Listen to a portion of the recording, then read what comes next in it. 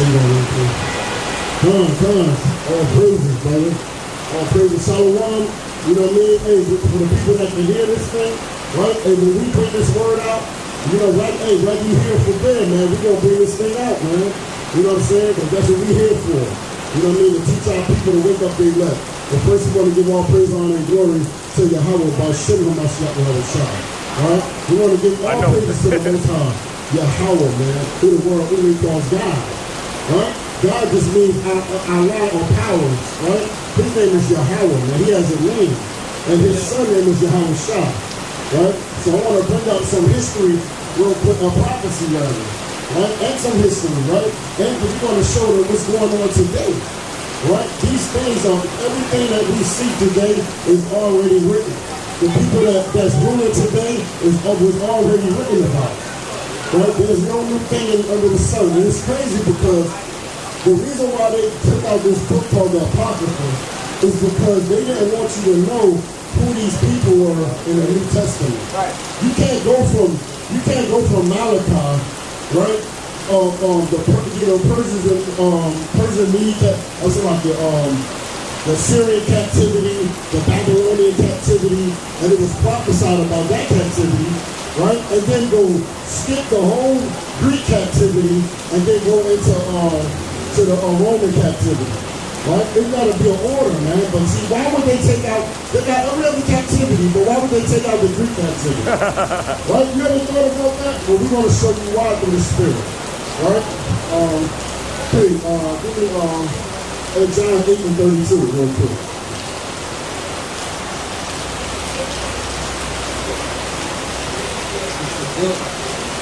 John chapter 8. This is the book of John chapter 8 verse 32. And ye shall know the truth, and the truth shall make you free. We're going to get it's a day, right? And ye shall know the truth, and the truth shall make you free. Truth is going to make you free. When you know the truth, we learn the truth. That's why we call this the truth, right? Because we actually come from the scriptures, right? They say you shall know the truth, and the truth shall make you free, right? All praises, man. Give me Daniel 18. Watch.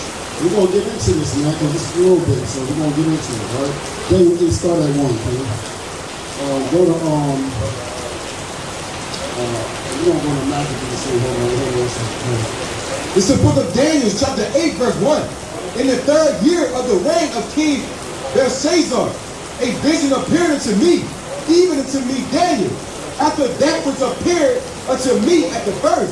And I saw a vision, and it came to pass, when I saw that I was at Shushan in the palace, which in the province of Elam, and I saw a vision, and I was by the river Ulai. So you see that Daniel got a vision, right? The Most High showed his prophets visions of prophecies. Come, verse 3. Then I lifted up my eyes and saw, and behold, there stood before a river a ram which had 2 horns. So there's a ram with 2 horns. All right, and the 2 horns were high, but one was higher than the other. And what that means? There was a ram with 2 horns, one higher than the other, right? Now these are kingdoms that the Bible's speaking about, right? The Persians and the Medes, right? That's that ram that had 2 horns, one higher than the other, right? And the higher came up last, and I saw a ram pushing westward, came up Salakia, and I saw a ram pushing westward and northward. That ram represents Greece, right? We're going to get into that, though. Watch. And southward, so that no beast might stand before him. Say what? No beast might stand before him. This is so-called Alexander the Great. They say he was a great warrior, right? Because they evil, they wicked, man. The Most High put him there to do what he's doing right now, man. Neither was there any that could deliver out of his hand. But he did according to his will. He did according to his will and became great. Became great. What? Didn't they call him Alexander the Great? Verse 5. And as I was considering, behold, an he-goat came from the west of the faith in the whole earth, and touched not the ground. And the goat had a notable horn between his eyes. The goat had a notable horn between his eyes, right? And he came to the ram that had two horns, which I see standing before the river, and ran unto him in the fury of his power. And I saw him coming close unto the ram, and he was moved with choler against him, and smote the ram, and brake his two horns. And there was no power in the ram to stand before him. That's so the ram was, his two horns were broken. You see that? The heat goat ran the, and we're not talking about animals, we're talking about kingdoms. All right? So this kingdom, the Greeks, they took out the Persians and the Medes. That's what it's talking about, man. And there was no power in the ram to stand before him. But he cast him down to the ground and stepped upon him. And there was none that could deliver the ram out of his hand. They say he stopped him down to the ground, meaning he became low, and he came a lower state. Now he's not high no more. He's low, man. Verse 8. Therefore, the he-goat waxed very great. It's funny. You ever see what's that thing called a satyr, right? There's a he-goat. There's a man. He got a man, a body, and a goat, right? And you'll see that today in the if you look at any Greek mythology and all that stuff, brother. This is all prophecy, brother.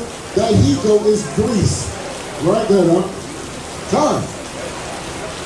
And it came up four notable ones towards the four winds of the heaven. And out of one of them came forth a little horn, which waxed exceedingly great. Little horn that came up, right? It waxed exceedingly great. That's Alexander, the Greek. Toward the south, and toward the east, and toward the pleasant land. And it waxed great, even to the host of heaven. And it came down, some of the hosts and the stars to the ground, and stepped upon them. Yea, he magnified himself even to the prince of the host. Yeah, he magnified himself. And I don't know if they can see it on the thing, but this is a saber. This is a saber. Right? There you go. Look. And look at Rome. You see that? This guy he-goat. You see that? This guy he-goat. Right? I don't know if y'all can see it, right? But this guy he-goat. There you are. And it waxed great, even to the host of heaven. And it cast down some of the hosts and the stars to the ground and stamped upon them. He cast us down. He cast everybody down to the ground. He conquered the whole world. Right? You know, in that area, the part that he ruled, he conquered that whole thing, right?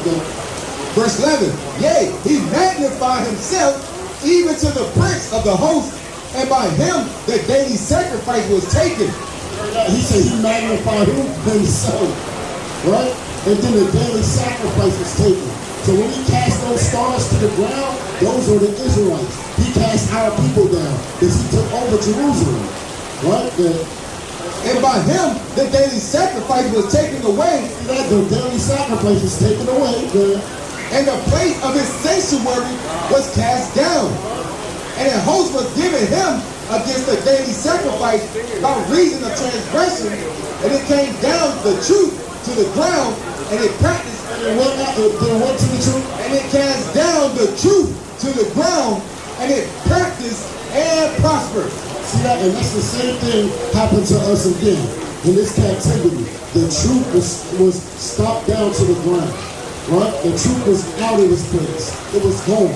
There you are. John, verse 13.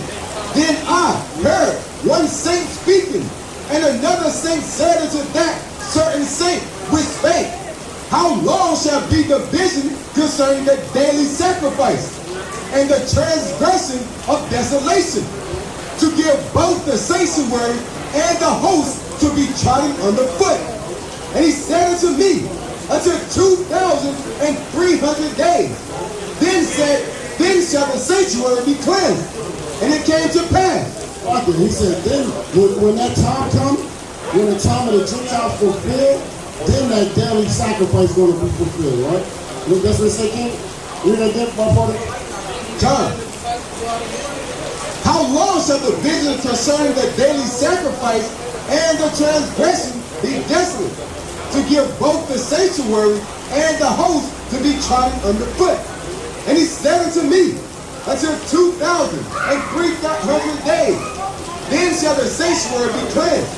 And it came to pass, when I, even I, Daniel, had seen the vision and sought for the meaning, then behold, there stood before me as in appearance of a man. And I had a man's voice, and I heard a man's voice between the banks of Ulea, which called and said, Gabriel, make this man to understand the vision. So he came near when I stood, and when I came, I was afraid and fell upon my face. But he said unto me, understand, O son of man, for at that time of the end shall be the vision. You see that? Hold on, King, bring that back one more time. He said, we're going to see that vision at the time of the end. Right? He told Daniel to shut it up, because that time is here. Now we see the vision. Right there, God. Now as he was speaking with me, I was in the deep sleep on my face towards the ground. But he touched me and set me upright. And he said, behold, I will make thee known what shall be in the last end of the indignation. This is how we know, because we know the scriptures, right? Through the precepts, we get understanding. Now we understand that the last days, because we're here. We're actually seeing these days, right? But Daniel didn't know what this was. He was like, well, what's this? You know what I mean? What's this?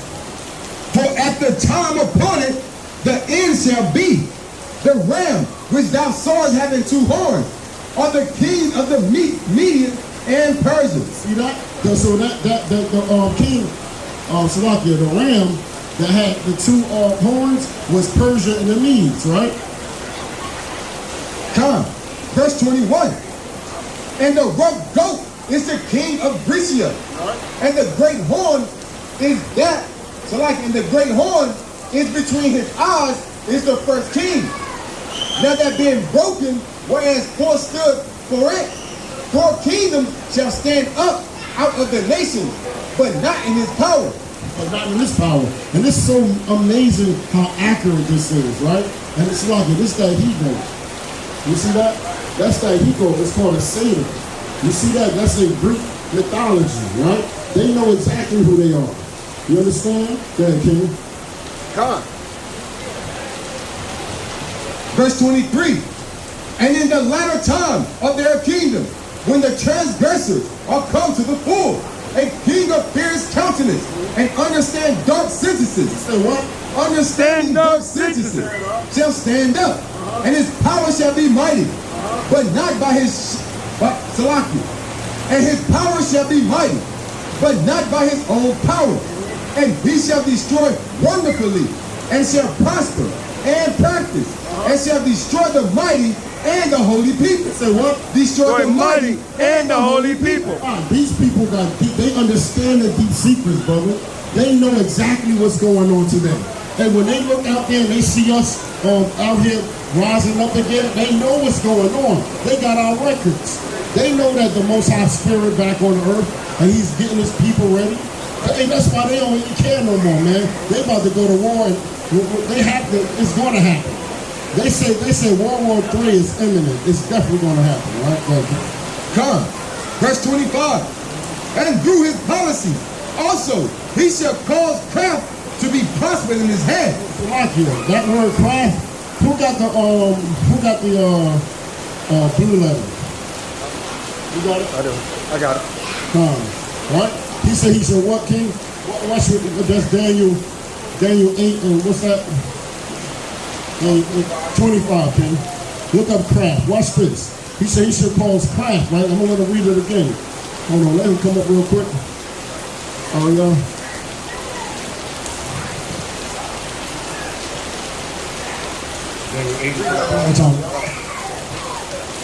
God, it's the book of Daniel, chapter 8, verse 25.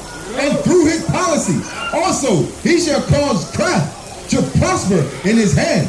He's going to cause craft. You know, isn't witchcraft? Isn't that what witchcraft? It's no different. Watch this. What's this?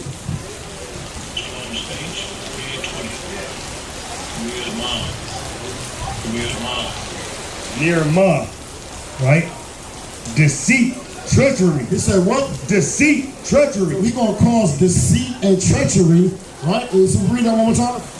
This is murmur, right? Deceit, treachery. Right. So we're gonna put that with this word right here, right? Go ahead, King. So we can understand it, right? Go ahead. Okay, hold on. Proud, deceitful, deceitfully, false, feigned, guile, subtlety, subtlety, treachery. Right? So that's it. Yeah, you see that? So he's gonna cause. Go ahead, read that one more time.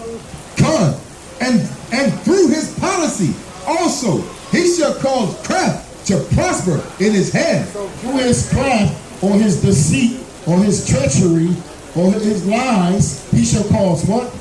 He shall, Shalakia, he shall cause craft to prosper in his hand, and he shall magnify himself. What? He shall magnify himself in his heart, and by peace shall destroy many. He shall also stand up against the prince and princes, but he shall be broken without hand. But who the prince and the princesses? Right? They're gonna stand up against God's holy people in these last days. Right? Go ahead, up. Con, verse 26. And the vision of the evening and the morning, which was told, is true. Wherefore should thou up the vision, for it shall be many days. And I, Daniel, fainted and was sick. Daniel what? And I, Daniel, fainted and was sick certain days after I rose up and did the king's business. And I was astonished at the vision, but none understood it. But what? But none understood it. Listen, because this is the thing, right? So a lot of our people read this with no understanding because they don't read, man, right? Or they don't have the spirit of understanding, man. All praise to the Most High. That's when we come to teach our people. Because you go to church, they're going to teach you that it was a ram fighting a goat, a he-goat. There's a male goat. You know what I mean? This is what's going to happen when you start letting the heathens break down our scriptures, man, because they don't want you to know the truth, right? Give me First Maccabees. Go to start at 1 real quick. Watch.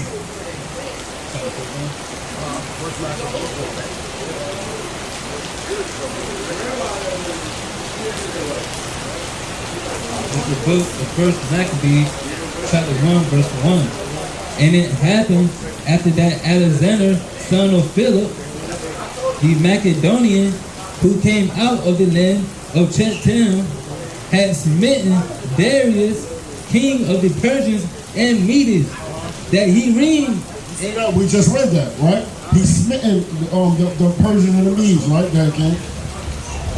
That he reigned in his stead the first over Greece, and made many wars, and won many strongholds, and slew the kings of the earth, and went through to the ends of the earth, and took spoils of many nations, and so much that the earth was quiet before him. Right. The earth was quiet before him, right? Go ahead, king.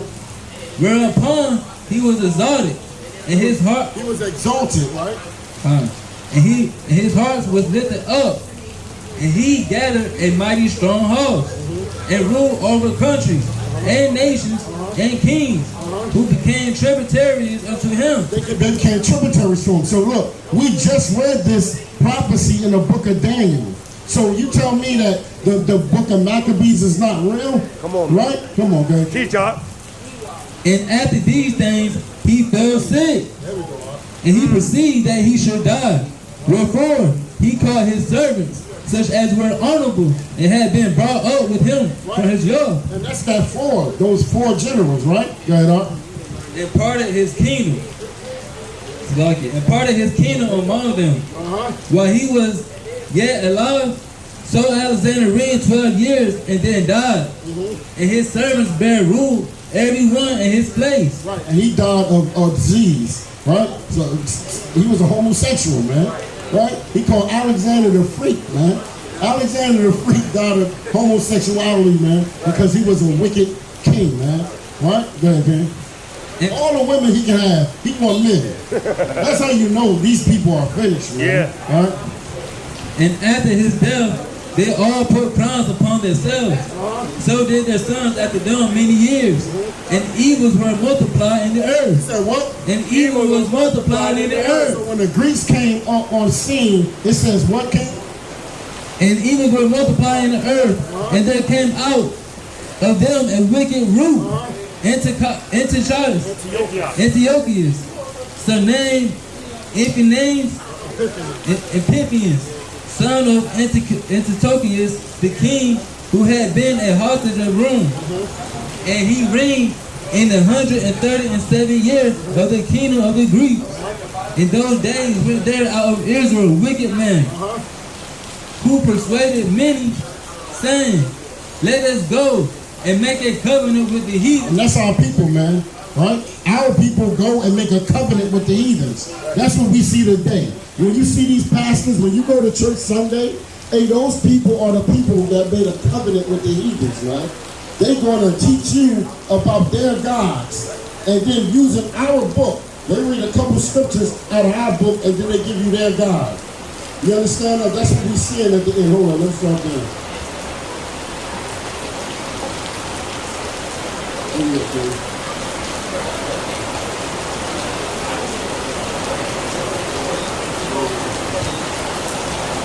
Now when the kingdom of the First Maccabees chapter 1, verse 16. Now when the kingdom was established with Antiochus, he thought to reign over Egypt, that he might have dominion of 2 realms. Wherefore he entered into Egypt with a great multitude, with chariots and elephants and horsemen and a great navy, and made war against Ptolemy, king of Egypt. But Ptolemy was afraid of him and fled, and many were wounded to death. Thus they got the strong cities in the land of Egypt, and he took the spoil thereof. And after that Antiochus had smitten Egypt, he returned again in the 143rd year, and went up against Israel and Jerusalem with a great multitude, and entered Prague. And they went to where? Against Israel and Jerusalem with a great multitude, and entered Prague into the sanctuary, and took away the golden altar, and the candlestick of light, and all the vessels thereof, and the table of the showbread, and the bronze vessels, and the bowls, and the censers of gold, and the veil, and the crowns, and the golden ornaments that were before the temple, all which he pulled off. He took also the silver and the gold and the precious vessels. Also he took the hidden treasures which he found. And when he had taken all away, he went into his own land, having made a great massacre and spoken very proudly. Therefore, there was a great mourning in Israel. Great morning where? A great mourning in Israel. So stop right there, right? So you see, now they got a stone, right? They got a stone, and the people was taking all our, like our menorahs, all type. You got that, King? Watch, I want to show you that because I want you to visualize this. These people, when they conquered Israel, they were taking all our they was taking all the vessels and everything out of Israel. Okay, finish that. What please? Yeah, okay. No, Maccabees. First Maccabees. What are you up there? 25. Maccabees 25. 25.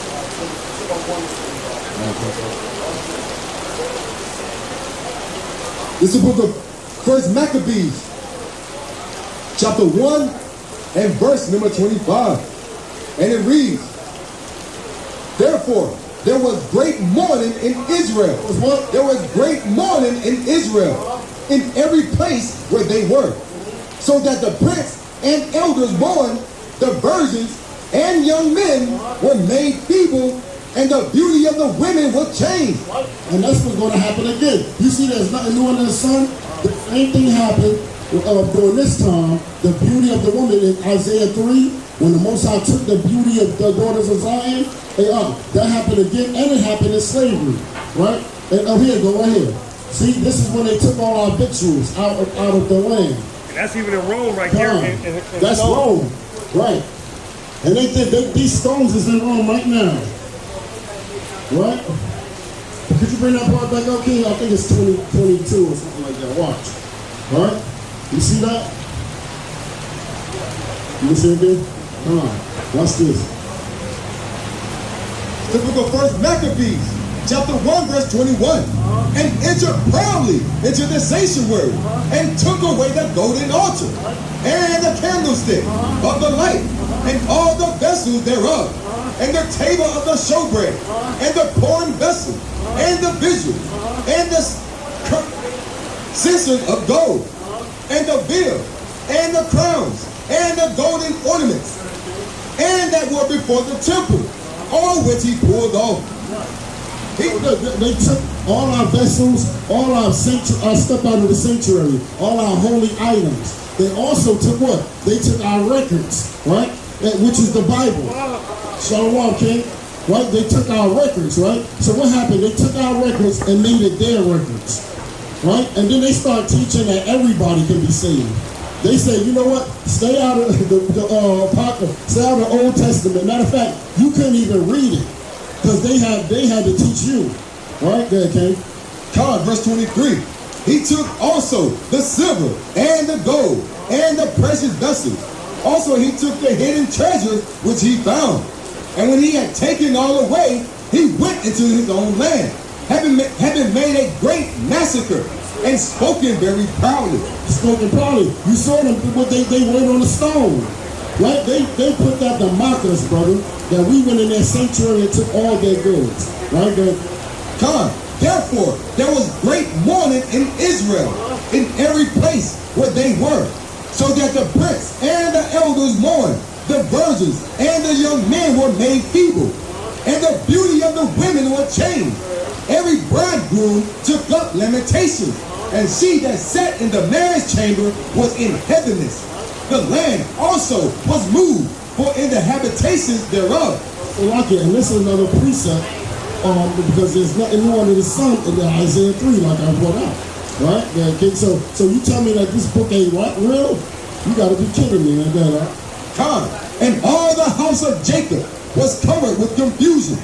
And after 2 years fully expired, the king sent this chief collector of tribute unto the cities of Judah, who came unto Jerusalem with a great multitude. They came to Jerusalem with a great multitude, what? And spake peaceably words unto them. Don't they do that all the time? They speak peaceably, right? Those that, what the scripture say, those that be at peace with you, right? But they see, they come real kind of like they're cunning. They're very cunning people, man, right? Yeah, okay, I will bring it up, but we gotta, I want to make it real quick, right? Because it's pretty long. And spake peaceable words unto them, but all was deceit. All was what? But all was deceit.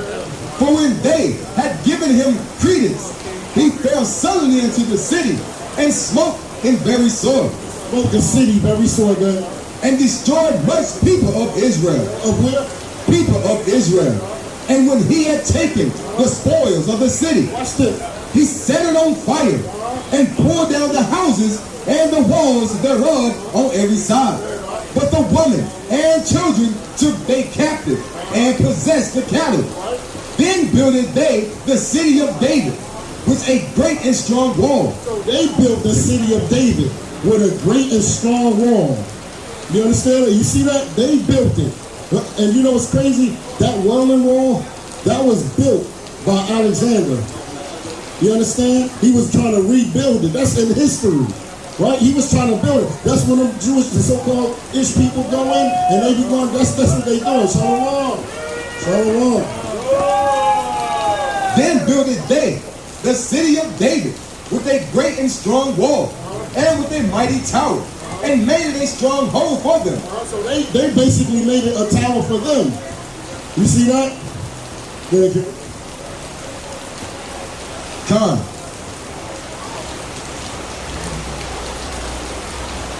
See now, they drop their phone. Hey, look. Come. So I can. Then built they the city of David with a great and strong wall and with mighty towers, and made it a stronghold for them. And they put therein a sinful nation. What? A sinful nation. The Most High God said they conquered our area, killed our people, took our women captives, right? And then they build walls around of them to keep them in there. I'm gonna show you what these Ish people, they've been in our land way longer than we thought they did. This is why they got more history about us being in our land, because they've been out there, they've been in our land, they've been setting this up since then, since the Greeks took over. Watch this. God. And they put therein a sinful nation. What? A sinful nation.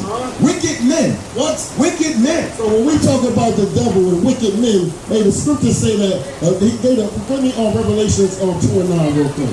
Right? He said they came out, there was wicked men. Right? And we know who the wicked is. The scriptures tell you who the wicked is, right? So how you doing, sister? And fortified themselves therein. So they fortified themselves therein in the city.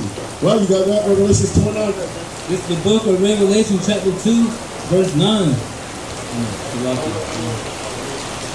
I know thy works, and tribulation, and poverty, but thou art rich.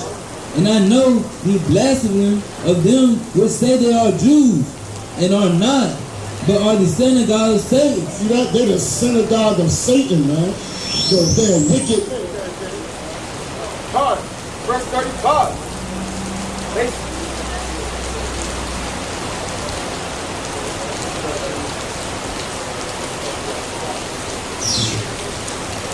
God, verse 35. They started also with armor and victual. And when they had gathered together the spoils of Jerusalem, When they gathered together the spoils of Jerusalem, they laid them up there. And so they became a sore snare. For it was a place to lie in wait against the sanctuary. And an evil adversary, to Israel. Thus they shed innocent blood on every side of the sanctuary. they shed innocent blood on each side of the sanctuary. What? And defiled it. And defiled it. Insomuch that the inhabitants of Jerusalem And what? fled because of them. So the inhabitants of Jerusalem fled because of them. Watch this. Whereupon the city was made an habitation of strangers. What? Made an habitation of strangers. It was in our land? Made a habitation of strangers. Hey, brother, our land, the real Jews fled. You know when they say, Yahushua, when they say, can anything good come out of Nazareth? Right? Because that was a land where they fled to. That was what you call a ghetto. They moved us to the hood, because that was like in the hilly parts. Nobody wanted to live, you know what I mean? They pushed us there, right? But in our land was the Coons, right? The Israelites that went to them, you know what I mean, to join them, and also the people that call themselves Jews today, right? Our people started to teach them, our customs. Watch. God, and became strangers to those that were born in her. So the land, they became strangers to those that was born there, right? The real Jews. And her own children left her. And her own children stayed there. Her own children left her. There was Jews there. There was the Israelites, the real Jews there. Her own children left her. Her sanctuary was laid waste like a wilderness. Her feet, her feast was turned into mourning. Her feast was turned into mourning, right? Her Sabbath into reproach. Her honor into contempt. And had been her glory, so was her dishonor increased. And her excellency was turned into mourning. Moreover, King Antiochus wrote to his whole kingdom that all should be one people, and everyone should leave his laws. So all the heathens agreed according to the commandments of the king. So now we get into the part where we always go to, right? Now that everybody had to leave their laws and consent to that king, right? So they were teaching them how to be Jews, right? So now this is why a lot of our understanding who the Jews people are. That's why Christ put that in Revelations 2 and 9. You see what I'm saying? Because he knew that those people, it was so many of them, it says that we were strangers in our own land. Brother, that means it wasn't many at all. No. Hey, brother, I know we gotta go, so I'm gonna leave it with that, right? I just want to give all praise and honor to the Most High, man. I'm gonna hopefully finish that, man, because we gotta understand who these people in our land today, man, and why they got so much history in our land, right? Because they did this a long time ago, man. And with that, man, I want to give all praise and honor to the Most High. Call Allah Yahweh. Hashem HaMashiach Yahushua, man.